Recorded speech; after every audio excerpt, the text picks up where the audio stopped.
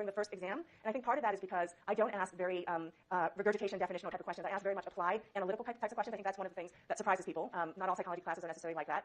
The second reason that I think a lot of people are surprised at the first exam is that there's this thing about social psychology where it beautifully applies to everyday life, but then you get sort of lulled to thinking, oh yeah, I get that, sure, no problem, I get that. When it may apply to your everyday life, but it's nonetheless something that you need to think rather deeply about. Okay, there are concepts, there are ideas, there are counterintuitive notions that you need to spend as much attention to and time to understanding as you would for chemistry or whatever other class. It's just a little bit more interesting, is what I would say. Okay, but don't get fooled. Okay, by that. By the end of the semester, the third exam, like 60 to 70% of people get somewhere in the A range on the last exam. It does not look like that on the first exam. Okay, but it's a learning process. My philosophy for the course is to get you to learn about social psychology, to make it useful to you, help you think analytically in general, help you think about research and understand the process of research and how neat it can be to be used to sort of understand human behavior. My goal is not to have a certain distribution of grades, to weed out people, to develop really difficult test questions and so forth. My goal is for as many of you to learn as much as possible. If you all get A's, great. Okay, so my goal is not to make it super tough or super hard. It's not even relevant to me. Rather, I want you guys engaged and really thinking about this kind of stuff. Okay, questions about lecture? Okay, you need to get the third edition of the textbook. There should be used ones floating around. Let's see. There will be copies of the textbook. I believe 4 of them put on reserve in the Ed Psych library. If you don't want to lug it around and have a couple hours that you want to study, you can go to the Ed Psych library. There are supplementary empirical journal articles that are on B-Space for you to access at various points in the semester. And the reason for that, of course, is I want to give you a chance to actually see the way that we researchers write up our results and come up with our ideas and hypotheses and ways to test our ideas. Are you going to be tested on the specific statistics and every little detail in those empirical articles? No. We're going to go over the main ideas of these empirical articles, either in lecture or section one or the other, and the idea is to really expose you to give you a deeper look into what research is all about. Okay, something that you don't necessarily always get in a large course like this. Let's see. Okay, so are there any questions about syllabus stuff? Yes? I know for a class, all of our books are provided like online. Is it the same for I think you have ebook access, don't you? Anyone who bought a new book? Isn't there? not the line, like free, like just talking. Oh, no. Oh, no. Sorry. Yeah, no. Sorry. Yeah, question up there? Down there? Yeah. No, you don't need to do that unless you want to, but you can also just look up ebook. I'm okay with laptops in lecture. They're not okay with that in section. And really, the data say it's not very good for you to be using your laptop. I mean, more and more data are saying you don't learn as well. Like, for real, you really don't learn as well when you use a laptop in lecture. So you remember, your hands and those writing utensil thingies? Taking notes is a more effective way to learn. It's up to you, though. You can, pull up your ebook. There will be certain sections where the GSIs will email you to warn you to remember to bring a copy of the empirical article because you're going to go over it in class together. And you're going to want to take advantage of that because it's somebody helping you through it because it's, it's a little bit more challenging reading. They're pointing you to the main points you should be leaving after reading this article that you should have with you. So you really, really trust me. You want to make an effort to do those readings ahead of time so you can get something out of section because they're going to go over it with you. Okay? And the exams are once a month. I mean, you're done studying for one, and you're practically in a week or two, you're going to start studying for the next one. So you might as well make the most out of section. They're terrific. Okay? I did want to say one last thing before we get to social psychology. I don't know what time it is. What? Cool. Okay. Office hours. Okay? Please try office hours before you email me. Okay, there's 300 of you. There's 1 of me. I'm very good on email, but you're not going to get as complete an answer as if you come in person to talk to me. I'm easy to talk to. I'm interested to meet you guys. I'm interested to hear what you think about things. And I'm there to answer questions about stuff you don't understand in the course. I'm also there to talk about psychology in general or graduate school or doing an honors thesis. Okay, so do what you can. This is a big school. We have office hours for a reason to help you guys, but also, it's a way to get a little bit more personal experience. So try my office hours sometime, even if it's just to say hi. Just want to say hi and, talk to you a little bit about psychology or what you did to become a professor, whatever it is you're interested in. Okay?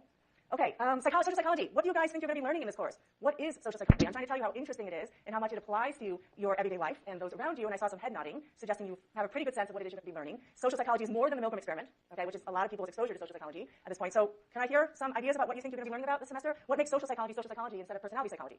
How many of you are with Professor John in 150 right now? Okay, well, why aren't we teaching the courses together? Like, what's going on here? What are we going to learn in this class that Oliver John is not going to be talking about? Yeah. Okay, we're learning about relationships, yeah. What else? Or more general ideas, yeah. How our behavior changes relative to the context that we're in. So whether you're in a lecture hall or on a first date, for example. Okay, other ideas on the floor there? How groups affect individuals. Give me an example of a group you got in mind.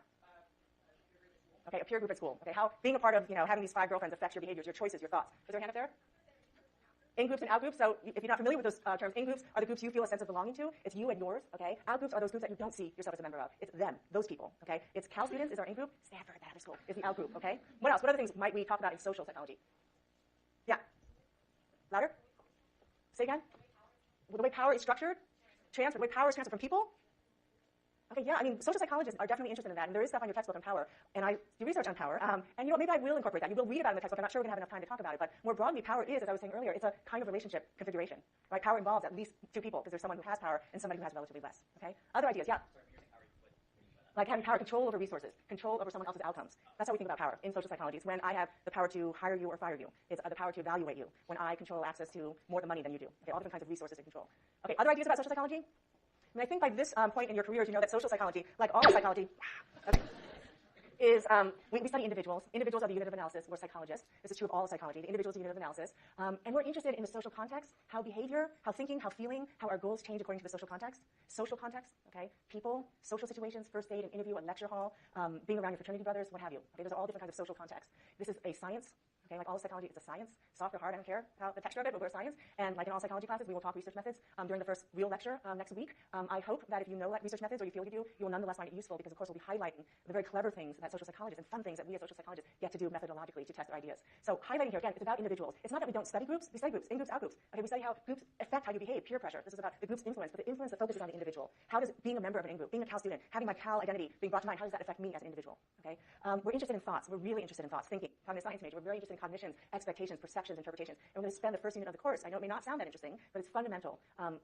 Understanding how it is the social situation influences what we see, what reality is, and how that subsequently influences our behavior. We're interested in emotions and feelings. How do you feel when you're rejected? Okay, when someone breaks up with you? How do you feel when you get a good test grade? Okay, how do you react to different kinds of social situations? We're interested in goals. Okay, how do you motivate people? Do people have different kinds of motivational orientations? And of course, we're interested in behavior. Okay, we're interested ultimately in understanding human social behavior. What is it about the situation that leads people to decide to help another person? What is it in the situation that leads people to discriminate against other people? What is in the situation that leads people to abuse their power? Okay, these are all kinds of social behaviors that we are trying to understand, to predict, okay, to understand why they happen and what are the consequences of those kinds of behaviors. Okay, that's what social psychology is about. A shorthand way to think about it is we're interested in how the social situations influence us and how we in turn influence the social situation.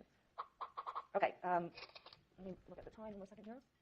Okay, let me quickly just contrast social psychology with some very related disciplines, just so you get a very good sense of what we're going to focus on. When I'm contrasting social psychology with these other disciplines, let me be clear to say there's certainly areas of gray, there's areas of overlap. I do some work that has clinical implications. I collaborate with clinicians. Oliver John is a colleague of mine. We're a social personality program. So there's more than one way to understand human behavior, and a lot of times you need both ways, or 4 ways to understand human behavior. But to sort of keep things as stark and different as possible so you get a true sense of what's unique about social psychology compared to, let's say, sociology. There's maybe some sociology majors out there.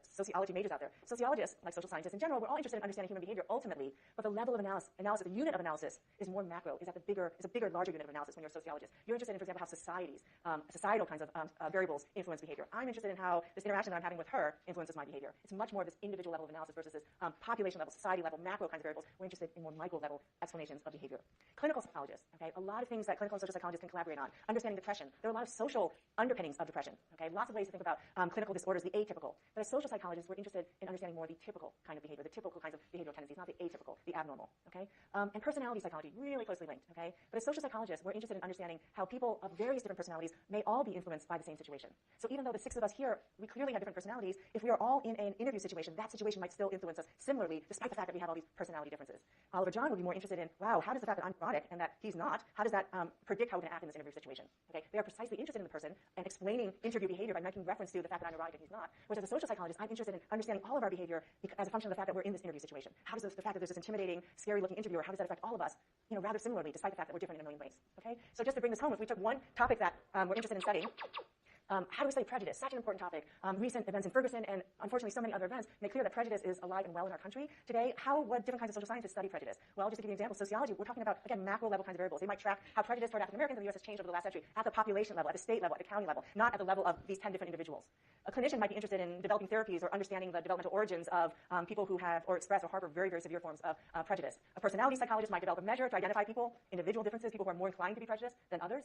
Social psychologists, we're interested in what is it about the social context? What are things about the social context that might encourage prejudice or might help curtail prejudice? We're interested in understanding prejudice behavior and how it's affected by different kinds of social circumstances. Okay, we're all studying prejudice, but we're coming at it from a different perspective.